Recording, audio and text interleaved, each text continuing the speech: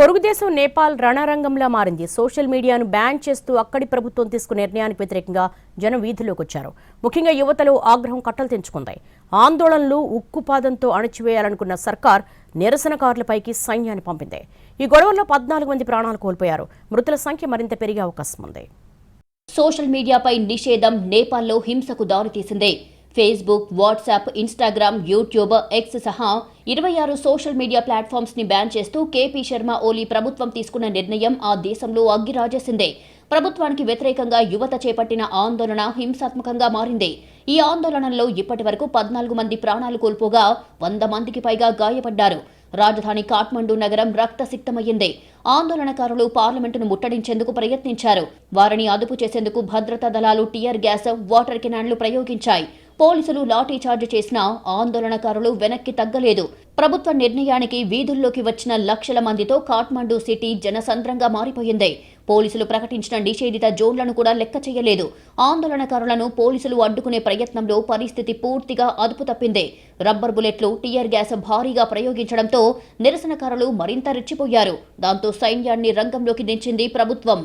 గతేడాది నేపాల్ సుప్రీంకోర్టు అన్ని social media సంస్థలు నేపాల్లో రిజిస్టర్ కావాలని ఆదేశించింది.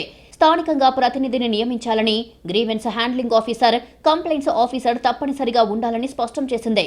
సుప్రీంకోర్టు ఆదేశాల ప్రకారం ఈ ఏడాది మార్చిలో సోషల్ మీడియా ప్లాట్ఫామ్లకు 30 రోజుల గడువిచ్చింది. ఆపై ఆగస్టు 27న చివరికి 7 రోజుల గడువుతో అధికారిక నోటీసు ఇచ్చింది. గడువు లోపల కమ్యూనికేషన్లు, సమాచార సాంకేతిక మంత్రిత్వ శాఖ దగ్గర రిజిస్టర్ కానందున Facebook, Instagram, WhatsApp, YouTube, X, Reddit, LinkedIn వంటి సోషల్ మీడియా ప్లాట్ఫామ్స్ పై నేపాల్ ప్రభుత్వం ఈ నెల 4న నిషేధం విధించింది. ఈ ప్లాట్ఫామ్స్ ఆగస్టు 28 నుంచి 7 రోజుల్లోగా రిజిస్టర్ కావాల్సి ఉంది. ఈ గడువు ఈ నెల 3న రాత్రి ముగిసినా అవి రిజిస్టర్ కాలేదు. టిక్ టాక్, వైబర్, విట్క్, నింబజ్, పోపో లైవ్ మాత్రం రిజిస్టర్ అయ్యాయి. టెలిగ్రామ్, గ్లోబల్ డైరీలు రిజిస్ట్రేషన్ కోసం దరఖాస్తు చేశాయి. వాటికి ఆమోదం తెలిపే ప్రక్రియ నడుస్తోంది. చివరకు సెప్టెంబర్ 4న ఫేస్బుక్, యూట్యూబ్, ఎక్స్ సహా 26 సోషల్ మీడియా ప్లాట్ఫామ్లను బ్లాక్ చేసింది నేపాల్ ప్రభుత్వం. ప్రభుత్వ చర్యలను జెన్ జెడ్ యువత సెన్సార్షిప్ గా, అవినీతిని కప్పిపుచ్చే ప్రయత్నంగా అభివర్ణిస్తోంది. అక్కడి మీడియా లెక్కల ప్రకారం నేపాల్లో 1,35,00,000 మంది ఫేస్బుక్ యూజర్లు ఉన్నారు. 36 లక్షల మంది ఇన్స్టాగ్రామ్ యూజర్లు ఉన్నారు. వీటిని బ్యాన్ చేయడంతో యువత వీధుల్లోకి వచ్చింది. ఆందోళనలు రాజధాని కాఠ్మండూకు మాత్రమే పరిమితం కాలేదు. దేశంలోని ప్రధాన నగరాలన్నిటికీ విస్తరించాయి. ప్రభుత్వ నిషేధం, భావ ప్రకటన, పత్రికా స్వేచ్ఛకు భంగకరమని రాజ్యాంగం ఇచ్చిన సమాచార హక్కును కాలరాస్తోందంటున్నారు.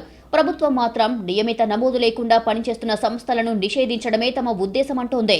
స్వేచ్ఛను పరిరక్షించేందుకు కట్టుబడి ఉన్నామని స్పష్టం చేస్తోంది.